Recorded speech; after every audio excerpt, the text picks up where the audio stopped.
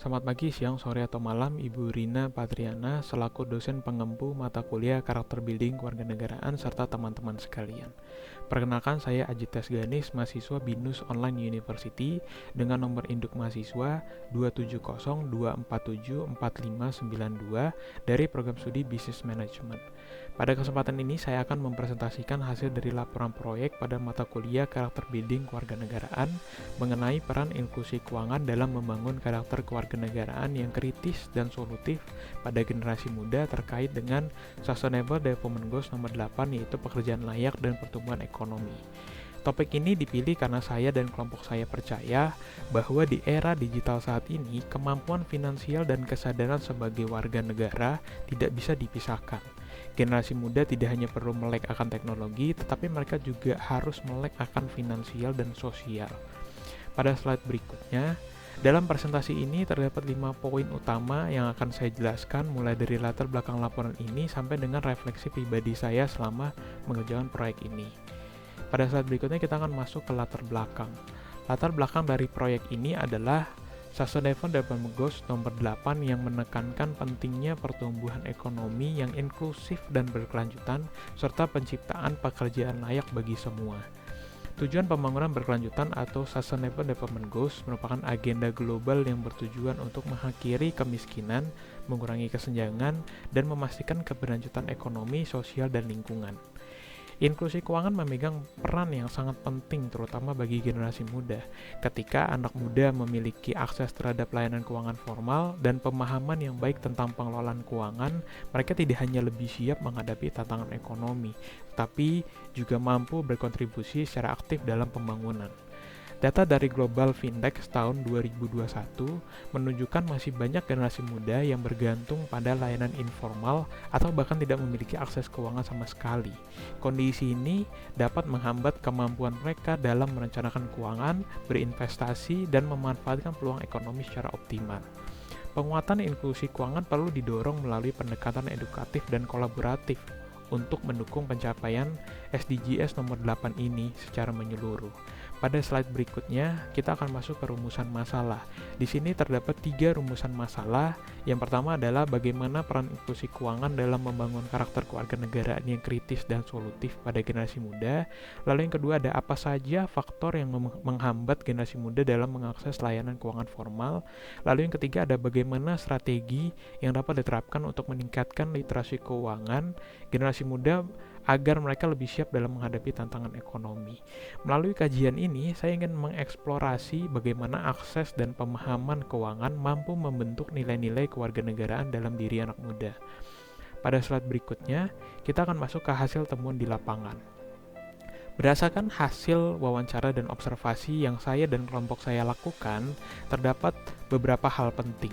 Yang pertama, saya melihat bahwa inklusi keuangan menjadi faktor penting dalam mendorong kemandirian dan keterlibatan ekonomi generasi muda.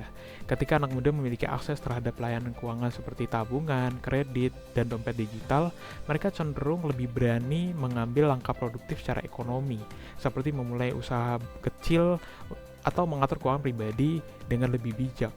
Yang kedua, ada pendidikan keuangan terbukti mampu memperkuat karakter kewarganegaraan. Melalui literasi keuangan yang baik, generasi muda menjadi lebih kritis dalam menilai isu-isu sosial ekonomi dan lebih solutif dalam mencari jalan keluar.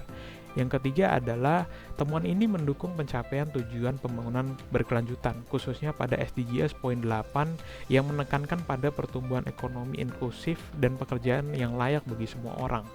Inklusi keuangan bukan hanya soal ekonomi, tapi juga bagian dari pembangunan sosial yang lebih luas. Lalu yang terakhir adalah saya juga mencatat adanya tantangan yang cukup signifikan. Banyak pelajar di daerah terpencil masih mengalami keterbatasan akses terhadap layanan keuangan formal, dan literasi digital di kalangan generasi muda belum merata. Ini menjadi catatan penting bahwa upaya inklusi keuangan harus disertai kolaborasi lintas sektor, pemerintah, lembaga keuangan, dan institusi pendidikan untuk menjangkau semua kalangan secara adil. Pada slide berikutnya kita akan masuk ke solusi yang ditawarkan. Solusi yang dapat saya tawarkan di sini terdapat ada 4. Yang pertama adalah literasi keuangan perlu diintegrasi ke dalam kurikulum pendidikan agar pemahaman finansial terbentuk sejak dini. Lalu yang kedua ada perluasan akses layanan keuangan di daerah terpencil harus didorong melalui kerja sama antara pemerintah dan lembaga keuangan. Lalu yang ketiga itu adalah pelatihan kewirausahaan berbasis digital yang dapat membekali remaja dengan keterampilan ekonomi mandiri. Dan yang terakhir adalah kolaborasi komunitas dalam kampanye literasi keuangan dapat menanamkan nilai kewarganegaraan seperti tanggung jawab dan kepedulian sosial. Kita akan masuk ke refleksi pribadi. Refleksi pribadi saya selama mengikuti proyek ini, saya memperoleh pemahaman yang lebih dalam mengenai pentingnya inklusi keuangan dalam membentuk karakter generasi muda. Saya menyadari bahwa akses ke layanan keuangan bukan hanya soal uang, tetapi juga tentang menumbuhkan sikap mandiri, tanggung jawab, dan kesadaran sosial.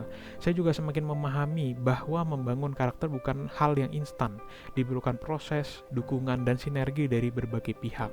Melalui pengalaman ini, saya menjadi lebih peka terhadap isu literasi keuangan, dan semakin terdorong untuk berkontribusi dalam pencapaian SDGs, khususnya tujuan ke-8 ini, tentang pekerjaan layak dan pertumbuhan ekonomi yang inklusif. Setelah kita membahas dari latar belakang sampai dengan refleksi pribadi, maka dapat saya simpulkan bahwa inklusi keuangan bukan hanya sekedar akses terhadap layanan keuangan, tetapi juga sarana strategis dalam membentuk generasi muda yang mandiri, kritis, dan solutif. Dengan literasi keuangan yang kuat, nilai-nilai kewarganegaraan seperti tanggung jawab dan kepedulian sosial dapat tumbuh sejak dini. Upaya kolaboratif dari lembaga pendidikan, pemerintah, dan masyarakat sangat dibutuhkan untuk memperluas inklusi keuangan dan mendukung tercapainya SDGs nomor 8 ini, yaitu pertumbuhan ekonomi inklusif dan pekerjaan layak bagi semua. Sekian presentasi dari saya Ajitas Ganis, mahasiswa dari Binus University. Terima kasih dan sampai jumpa di lain kesempatan dan salam sehat selalu.